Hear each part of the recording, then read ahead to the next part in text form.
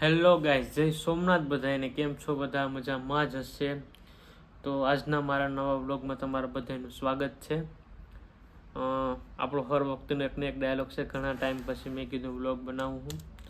આજના દિવસમાં પરિસ્થિતિનું નિર્માણ એવું થયું હોય કે અહીંયા અત્યારે ઉનાળો છે. જોકે આખા ભારતમાં ઉનાળો જ છે, પણ મતલબમાં અહીંયા તોય પણ વરસાદનું એવું વાતાવરણ છે. પોર પણ આવી ટાણે, મતલબ ઉનાળામાં વરસાદ આવ્યો હતો.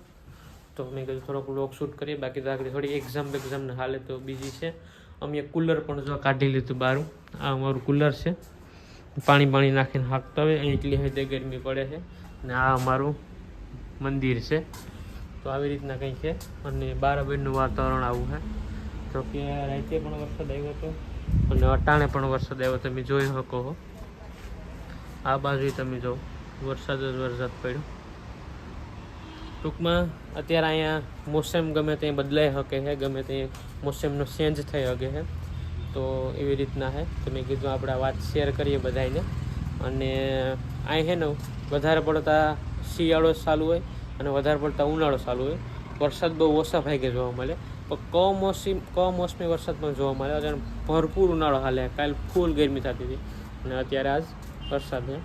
અને અત્યારે બધા મારી પૂરી બેન્ચમેટ એક્ઝામ હાલે છે, તો તૈયારીમાં છે. તો એવું બધી છે કંઈક. અમારે અહીંયા ભારત પાકિસ્તાનની જે બોર્ડર હોય, પંજાબની બોર્ડર નજીકમાં જ થાય છે. તો અહીંથી રોજના માટે આર્મીનું કંઈક ને કંઈક જતું હોય, આર્મીના ટ્રક જતા હોય કે આર્મીનું કોઈ પણ વસ્તુ જતી હોય. આ અમે હાઈવે દેખાય, નેશનલ હાઈવે છે. આમ દિલ્હી સુધી જાય, આમ પંજાબને વાઘા બોર્ડર સાઈડને ટૂંકમાં જાય છે, ફિરોઝપુર સાઈડને. અમારી બાજુમાં એક રેલવે સ્ટેશન જો આર્મીનો ટ્રક જાય બતાવું. તો આવા આર્મીના ટ્રક કાયમી ચાલુ જ રહેતા હોય, કાયમી એટલે કાયમી. અને અમને જોવા જ મળે જો બીજો નીકળ્યો. એટલે હમણાં થોડુંક યુદ્ધનો માહોલ હતો તો વધારે અહીં જોવા મળતા તો, કારણ કે અમારે 20-30 કિલોમીટર બોર્ડર થાય. ડાયરેક્ટ કંઈ યુદ્ધ છે હોય સીધો અહીંયા જ અટેક થાય. તો અમારે નજીક બોર્ડર છે, તો અમને આવું બધું જોવા મળે ને. અહીં બાકી ફિરોઝપુર એ બાજુમાં છે, ત્યાં બધી આર્મીનો સામાન થતો હોય, ટ્રાન્સપોર્ટને એવી રીતના. તો આવી રીતના છે કંઈક આવું વાતાવરણ છે. તમારા સ્ટેટ, આપણા ગુજરાતમાં કેવું વાતાવરણ છે એની જરીક આપણે કમેન્ટ કરી નાખજો. લાઈક કરશો, શેર કરજો અને સબસ્ક્રાઈબ કરજો, જેથી કરીને મને બેનિફિટ મળે અને ઘણા ખરા મને વ્યૂ મળે છે અટાણે ફેસબુકમાં. તો એક સારી વાત છે. બાકી તો એક્ઝામનું પ્રિપરેશન હાલે છે. આવી રીતના કંઈક તૈયારી કરીએ છીએ. આ અષ્ટાંગ હૃદય છે આપણી, એની એક સંહિતાને અધ્યયન કહેવાય. બાકી સંસ્કૃત છે, પદાર્થ છે, ક્રિયા શરીર છે, એનાટોમી છે. સૌથી અઘરામાં અઘરો વિષય અમારે એનાટોમી. એમાં પાસ થવી બહુ મુશ્કેલ પડે.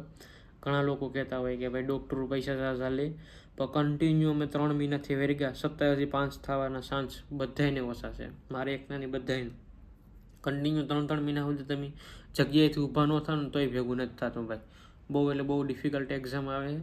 અને અમે એટલા ટાઈમથી મતલબ તૈયારી કરીએ છીએ. અત્યારે એક પણ છોકરો કામ સિવાય રૂમની બહાર નીકળતો જ નથી.